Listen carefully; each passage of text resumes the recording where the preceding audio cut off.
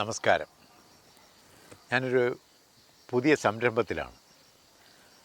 ആദ്യം എന്നെ പരിചയപ്പെടുത്താം. ഞാൻ doctor Skandaswami Pillai, retired DMO, Athreya research centre of ഇമ്മ്യൂണിറ്റിയുടെ MD ആണ്.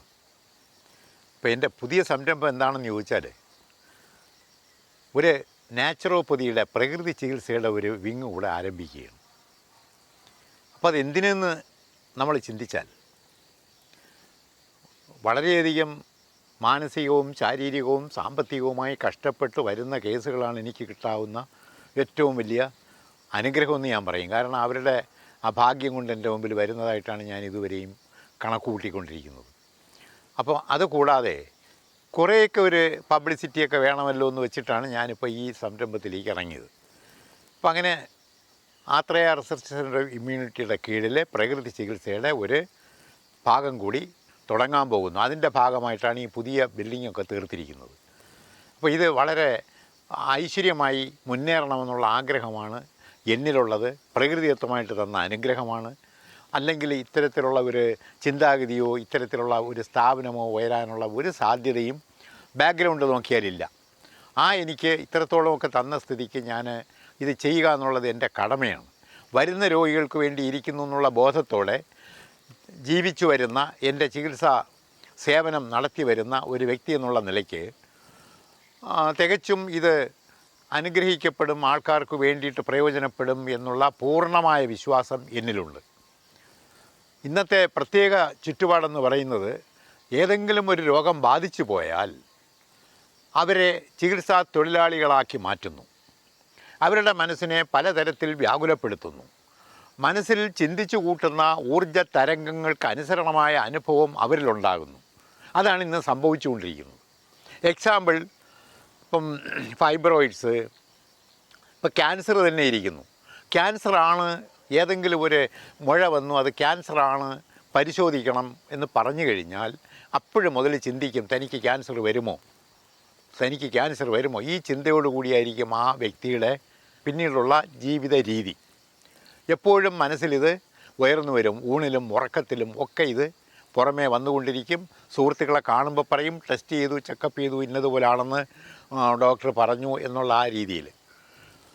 തികച്ചും മനസ്സാണ് രോഗകാരണമെന്ന് പഠിപ്പിച്ചിരിക്കുന്ന ഒരു ശാസ്ത്രത്തിൻ്റെ പിൻഗാമിയാണ് ഞാൻ. ശരീരസത്വം സംചംച വ്യാധീനാം ആശ്രയത് മനഃ എന്നാണ് ശുശ്രുതാചാര്യൻ പറഞ്ഞിരിക്കുന്നത്. മനസ്സാണ് രോഗകാരണം എന്നുള്ളതാണ് യഥാർത്ഥ വസ്തുത. കാരണം എന്താണെന്ന് ചോദിച്ചാൽ, മനസ്സിലേറ്റുന്ന ഊർജ തരംഗങ്ങൾക്ക് അനുസരണമായ അനുഭവം നമുക്കുണ്ടായേ പറ്റൂ. ശരിക്കും ആ തത്വമാണ് ഇന്നത്തെ ചികിത്സാരംഗത്ത് മൊത്തത്തിൽ നടപ്പിലാക്കിക്കൊണ്ടിരിക്കുന്നത്. Checkup, treatment. ഇനിയും മറ്റൊന്ന്, ചെക്കപ്പ് നടത്തി കഴിഞ്ഞിട്ട് കിട്ടുന്ന റിസൾട്ടിൻ്റെ അടിയേറ്റം എഴുതിയിരിക്കുന്ന നിങ്ങളാരും ശ്രദ്ധിച്ചിട്ടില്ല. ഈ MRI സ്കാൻ റിപ്പോർട്ടിൽ 100% ഇത് കറക്റ്റല്ല. അപ്പോൾ ആ മോഡലിൽ എഴുതുന്ന ഒരു MRI സ്കാൻ റിപ്പോർട്ടിലാണ് നമ്മൾ 4000, 6000, 8000 എന്ന് പറഞ്ഞ് കൊടുക്കുന്നത്.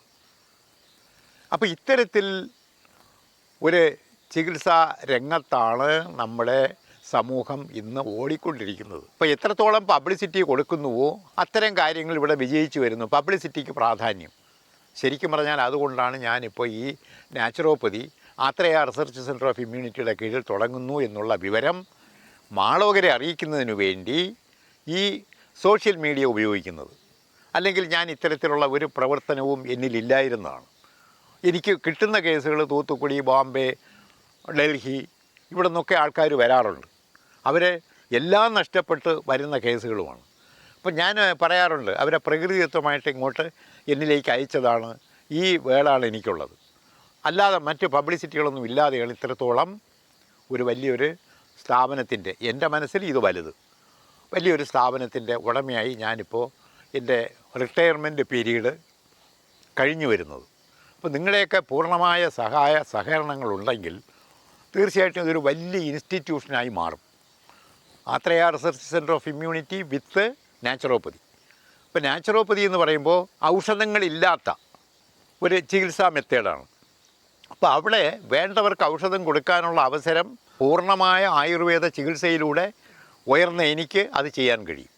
അപ്പോൾ അത്തരത്തിൽ ഒരു സ്ഥാപനമാണ് ഇപ്പോൾ നടത്താൻ ഉദ്ദേശിക്കുന്നത്. ഇത് ഉടൻ തന്നെ ആരംഭിച്ച് കഴിഞ്ഞിരിക്കുന്നു. വലിയ ഫംഗ്ഷനോ പബ്ലിസിറ്റിയോ ഒന്നും കൊടുക്കാതെ വെറും സോഷ്യൽ മീഡിയയിലൂടെയുള്ള പബ്ലിസിറ്റിയാണ് ഇപ്പോൾ ചെയ്യുന്നത്. നിങ്ങളുടെയൊക്കെ സഹായ സഹകരണങ്ങൾ അഭ്യർത്ഥിച്ചുകൊണ്ട് നിർത്തട്ടെ. നമസ്കാരം.